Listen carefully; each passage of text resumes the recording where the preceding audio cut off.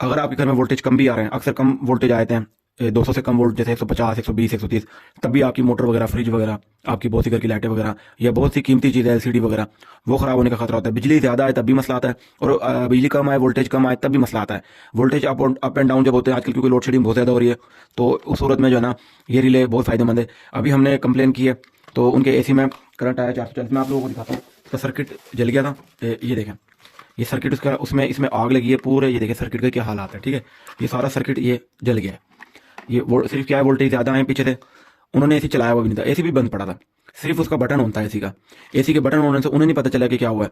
जब वो पटाखे वगैरह बजे हैं, जब सारा काम खराब हो गया, उसके बाद उन्हें पता चला कि ये जो ना कोई मसला है। फिर उन्होंने मुझे बुलाया, कॉल की मुझे, मैंने जब जाके देखा तो आउटर को चेक किया तो आउटर के सर्किट का ये हालात थे। ये देखिए पूरा जल गया, इसका कोई पुर्जा भी नहीं बचा हुआ। अस्सलाम वालेकुम दोस्तों, क्या हाल है? उम्मीद है आप सब खैरियत से होंगे। आज की वीडियो जी आप बहुत अहम होने वाली है, इस पूरी वीडियो वॉच कीजिएगा और आपको कोई ख़ास मालूमात देंगे जो सबके लिए बहुत ज़्यादा मुफीद होगी।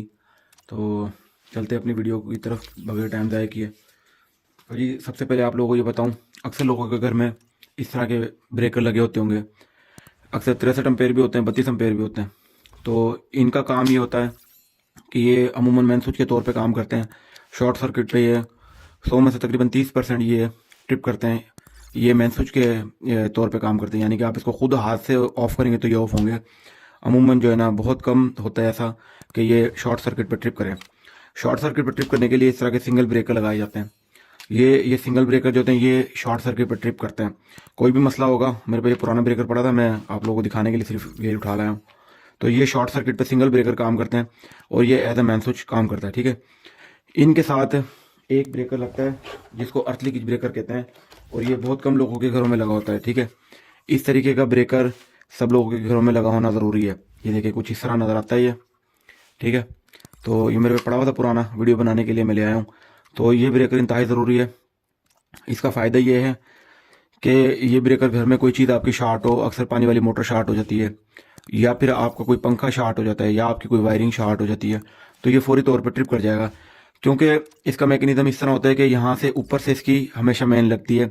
जब भी आप ये लगवाएं तो ये याद रखें कि इसकी मैन ऊपर से लगेगी, ठीक है। ये न्यूट्रल, इसका एन लिखा है, न्यूट्रल न्यूट्रल में लगेगी, और यहाँ पे फेज लगेगी, और यहाँ पे इसकी आउटपुट की तारें नीचे की तरफ लगेंगी, ठीक है। तो जितना करंट इसकी फेज में से गुजरता है उतना ही करंट न्यूट्रल में से गुजरता है, ठीक है। नीचे की तरफ भी इसी तरह आता है। अगर इसमें फ़र्क आएगा कि नीचे से फेज में अगर कोई चीज़ शॉर्ट होगी तो फेज फेज जो है ना शॉर्टर होगा आगे जाके, तो फेज न्यूट्रल लेकिन इस्तेमाल नहीं होगा। तो इसको इसको इस चीज़ का पता चल जाएगा कि न्यूट्रल फेज शॉर्ट हो रहा है, ये फौरी तौर पर ट्रिप कर जाएगा, ठीक है। किसी को करंट लगने से पहले, ये किसी को शॉर्ट लगने से पहले ये फौरी तौर पे अपना काम करेगा, ठीक है।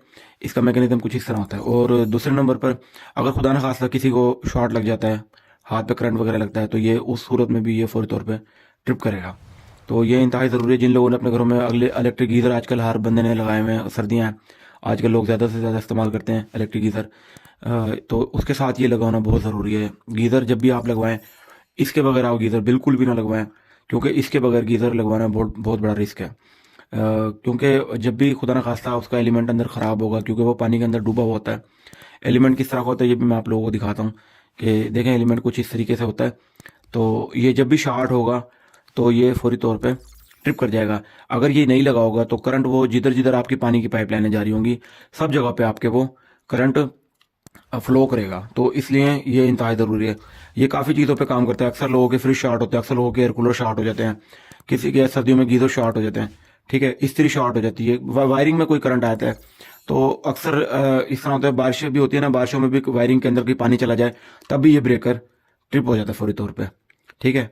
ये किस तरह काम करता है, ये इसकी भी मैं आपको डेमो करके दिखाता हूँ कि ये किस तरह वर्क करता है। ये हो गया। बच्ची आशा हमारी तेरी ले लेनी बस कलर फाइट चिंगारी और इसके अलावा ये digital voltage and ampere protection relay है ये, ठीक है। ये वोल्ट और एम्पेयर को प्रोटेक्ट करती है। ये रिले भी इसके आपके घर की वायरिंग में लगी होनी इंतहाई ज़रूरी है। अगर किसी के घर में ये रिले नहीं लगी हुई तो ये रिले आप मार्केट से परचेज करके लगा सकते हैं। ये बड़ी सस्ती मिल जाती है, बहुत ज़्यादा महंगी नहीं है।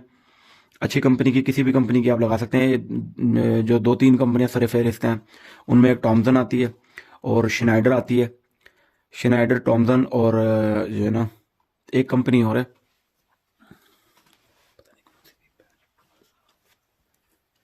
तो ये आप लगा सकते हैं अपने घर में। इसका फ़ायदा ये है कि ये आपके घर में करंट, अगर पीछे से करंट ज़्यादा आ जाए, जैसे अक्सर 440 आ जाता है वोल्टेज, 440 वोल्टेज अगर आ गए तो ये आगे करंट नहीं जाने देगी। पहले ज़माने में जिस तरह स्टेबलाइजर लगे होते थे, बड़े बड़े स्टेबलाइजर घरों के अंदर, अक्सर आजकल फ्रिजों पे भी लगे होते हैं, तो ये वही काम करती है। ये छोटी सी रिले के अंदर इन्होंने पूरा सिस्टम बना दिया है। अगर आपके घर में वोल्टेज ज़्यादा आएंगे, आपकी चीज़ें नहीं उड़ेंगी, इसको पहले पता चल जाएगा। ये अपने अंदर से 220 से 250 तक वोल्टेज को क्रॉस करेगी। आप जितने पे एडजस्ट करेंगे, इसमें ये पूरी सेटिंग है।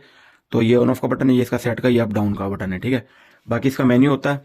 तो वैसे तो कंपनी की जो सेटिंग करके आती है फैक्ट्री सेटिंग, वो ठीक होती है, तो उसको छेड़ने की जरूरत नहीं, सिर्फ आपके घर में ये लगी होनी चाहिए।